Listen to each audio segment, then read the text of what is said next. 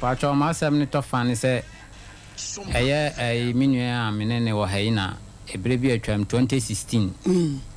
ena medim sika ema no se onfantwa susu mame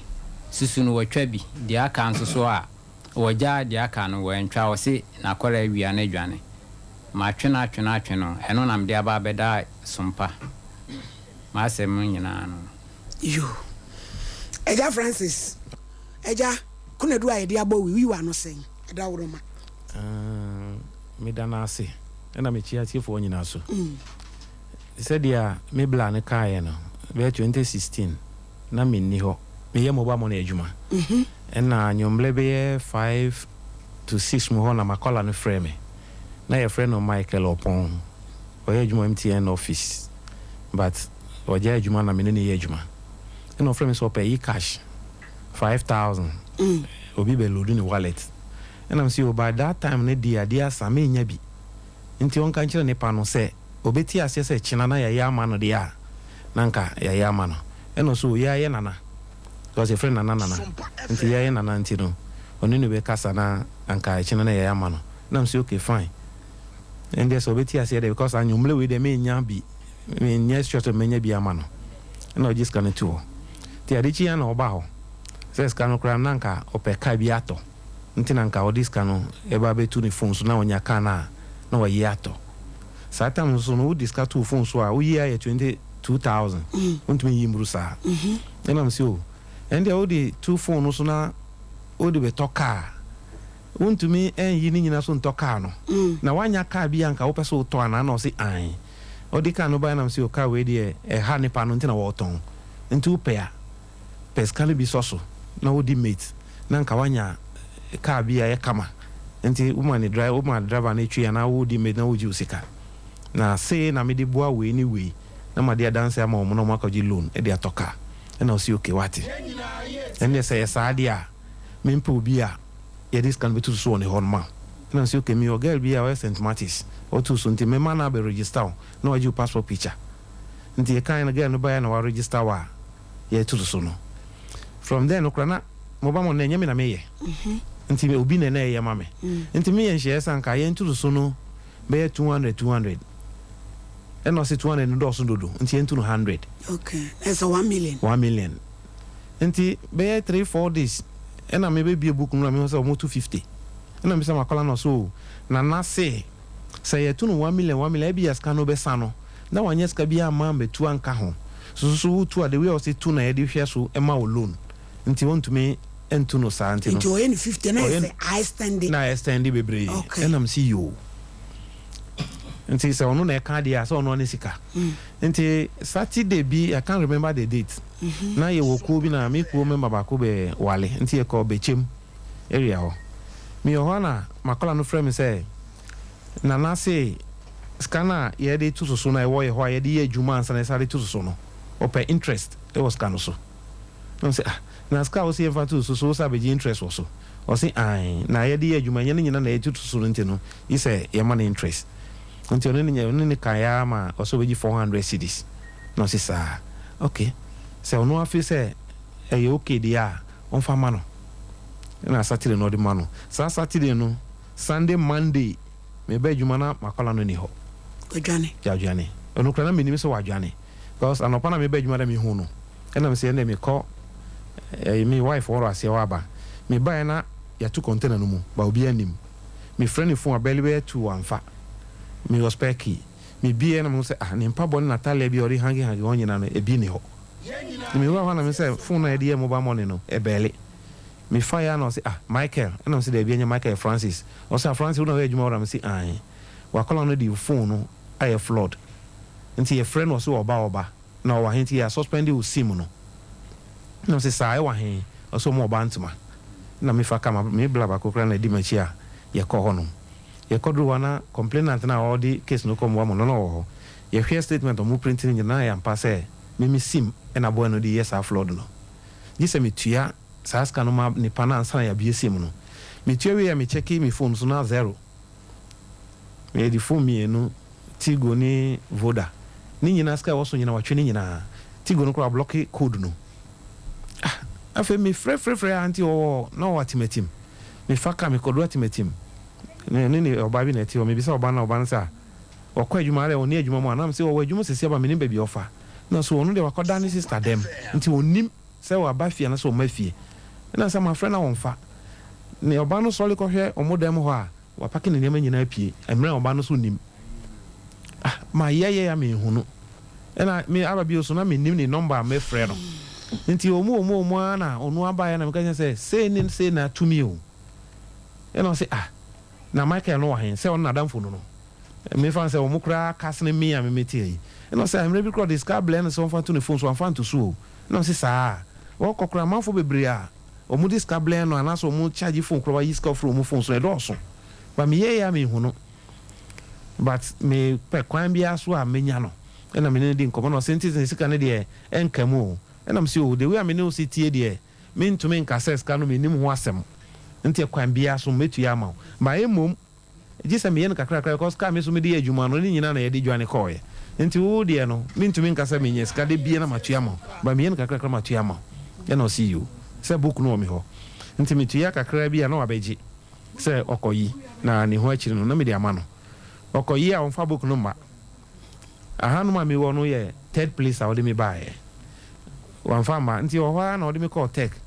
ye koka ya no na wo beji book no so ko yiska na wanfa book na mble ni pa na be ya na ni pa na tumi atu su na ma nti fa book no ma no nti ho ye gina ho na o de book no hye me nsem wo wani mu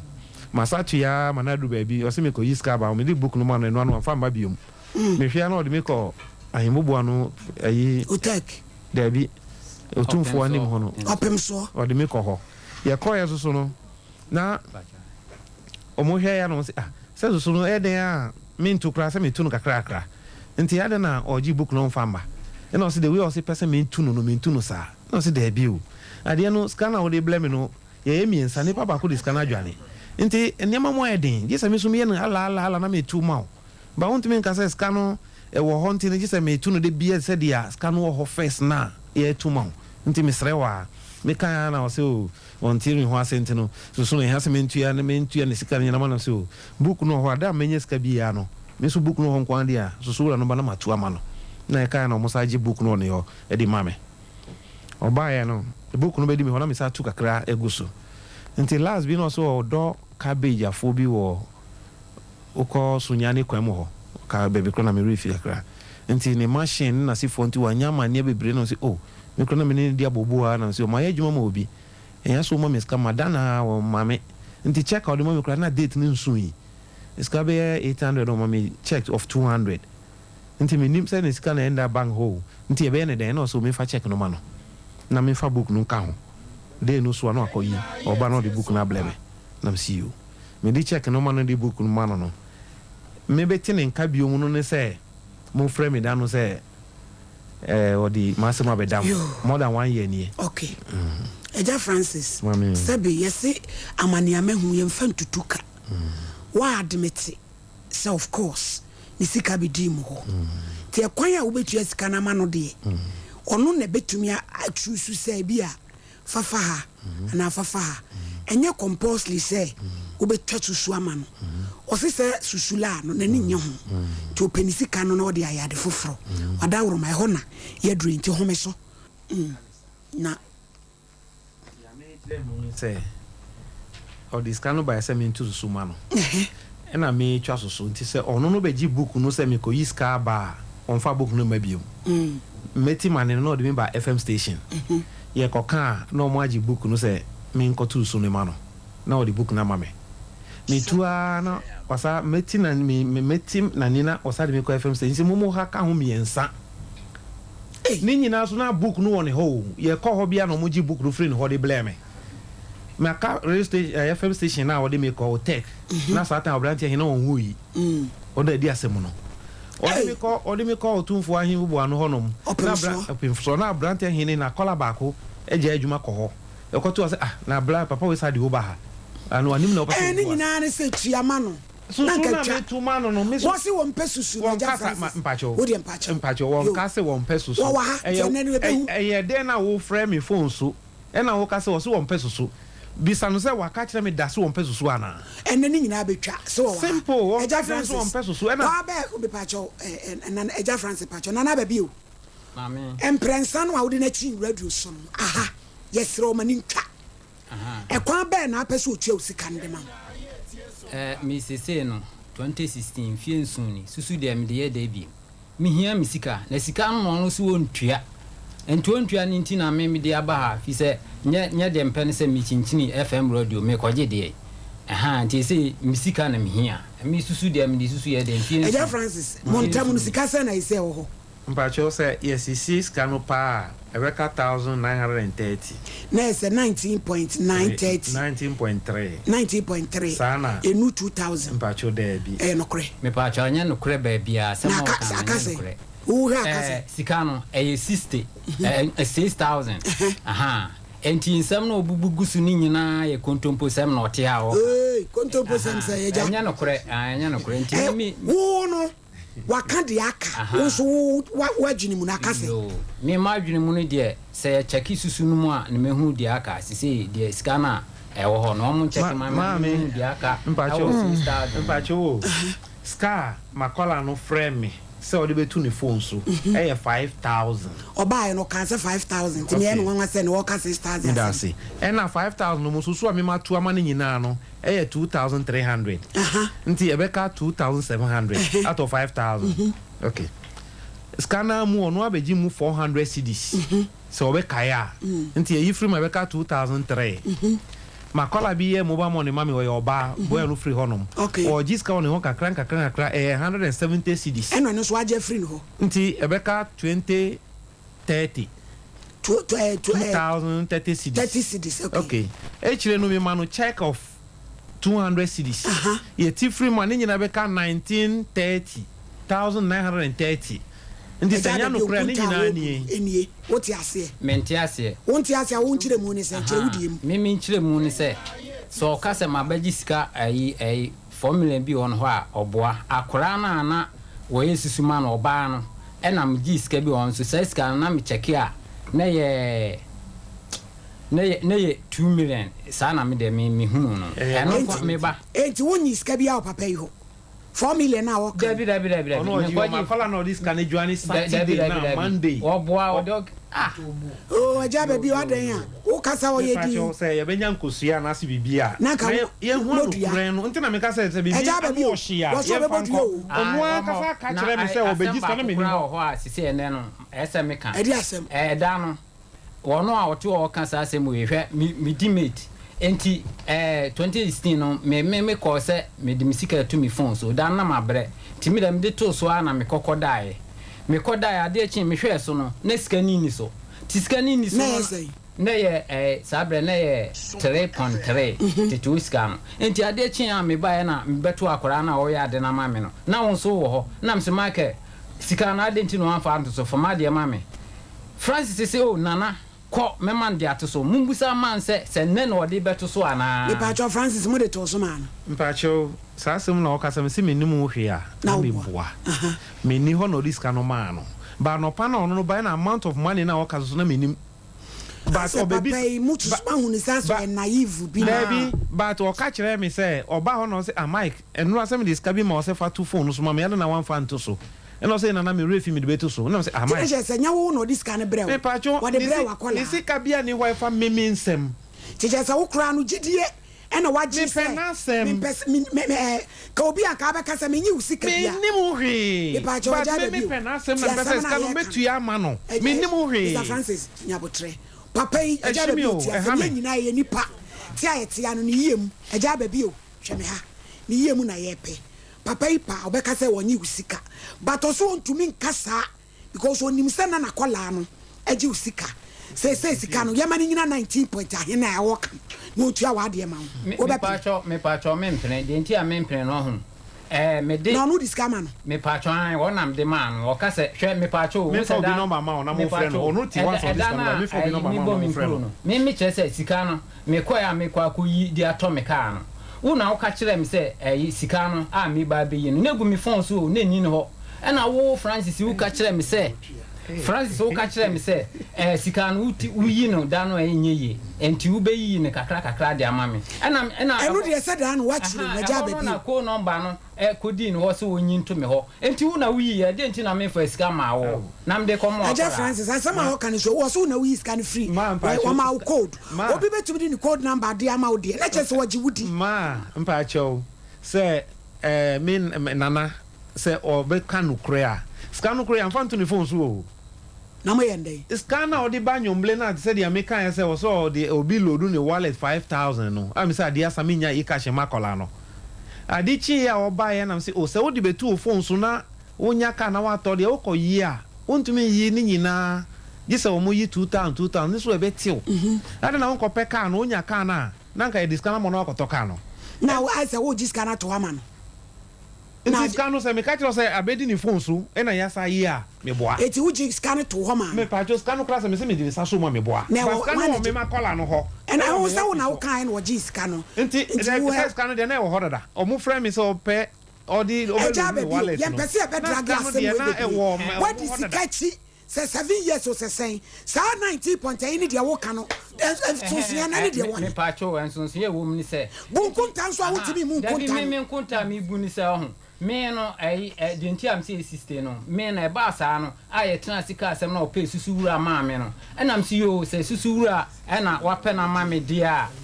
so wa pe susuwura ma me dia na me ko se me de 10 o se 10 million sa akoka 5 no ho na ye sister nti me ko ye no manto no na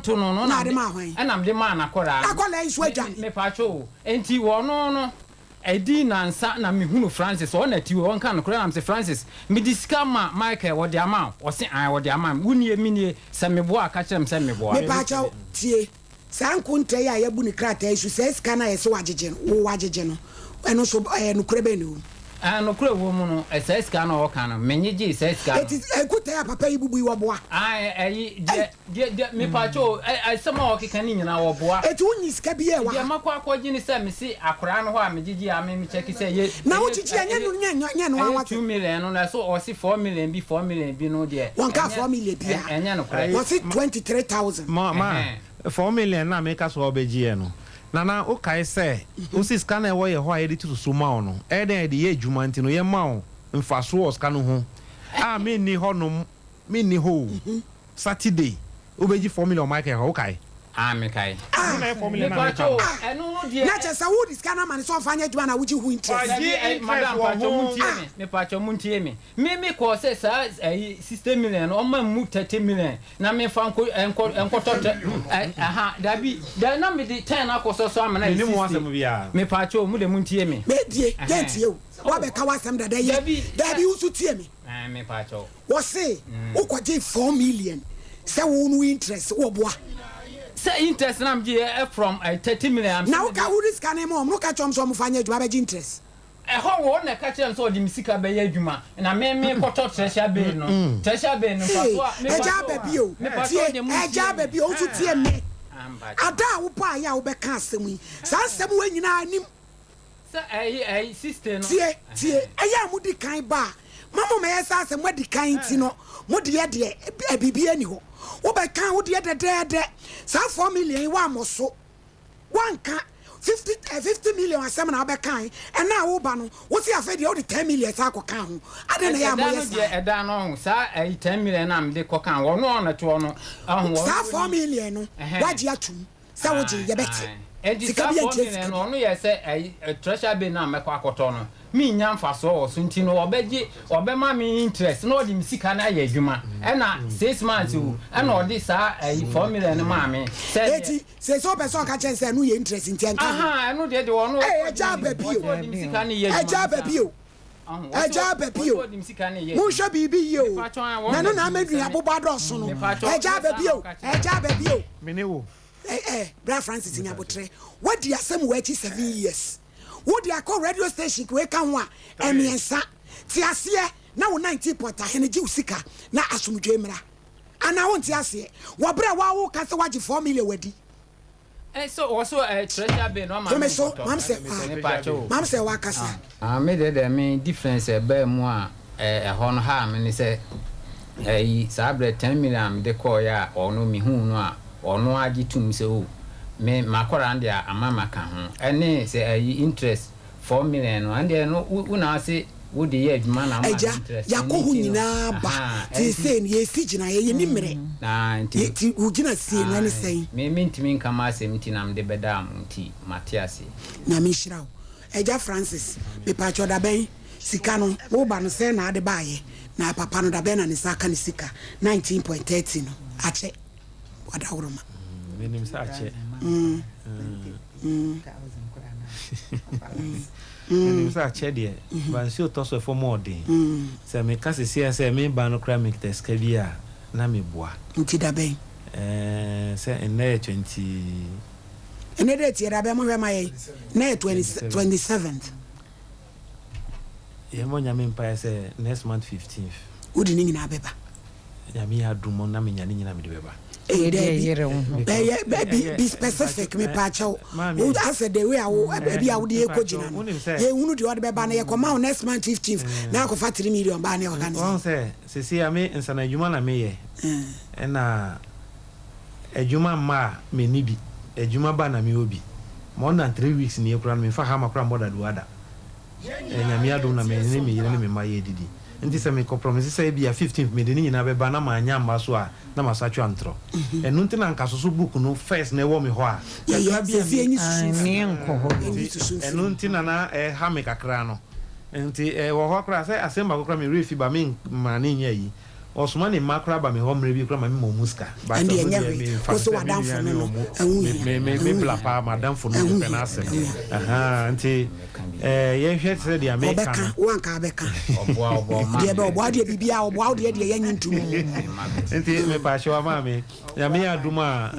15th no me hwe dia ma honde betumi nanka me mfambla me nye sure se metumi anya ni nyina ade because aduma se aduma se mo eden sikasem so eden Enti family kakra na adwuma na nye ti 15th udi emfa ni se wanya half de obetimi dia ba eja said ye odofo wadanfo sienu no usom sen me matina ni nyina no e ba me magibi ude eson wo ha na ma ba be wa ba be jiwadi ene ye said ye eja Francis besa yes ne no obagisi ya botrenti eja Francis misrew said ye di obuo ni di ama na so di obuo ama yo abetra ha no mane nye sa na so ndwe mrawai judge me pacho mesre me busa wasem kakra me pese debi me ne me judge me pese eja Francis tu ne num tuo se bia o de half na eba 15th no bia de aka no e bia no so da ben e twa ne tia na wansa anko another station bia a haide ene nka ha e ma pacho wo se me yi sa asem na no a enye ye 15th na me ka no me de metina ko bomu apeba te no ba na obehunu da metumi aka da me sa de be ahoden no beba man say wa would man benefit of the doubt na ye hwe Cedis kan beba ne behunu na ba be pebusia kra wo Francis ne wanya pebusia dia peni nyina preko so benya besia dia ko pe kra wo sa be ti ono so so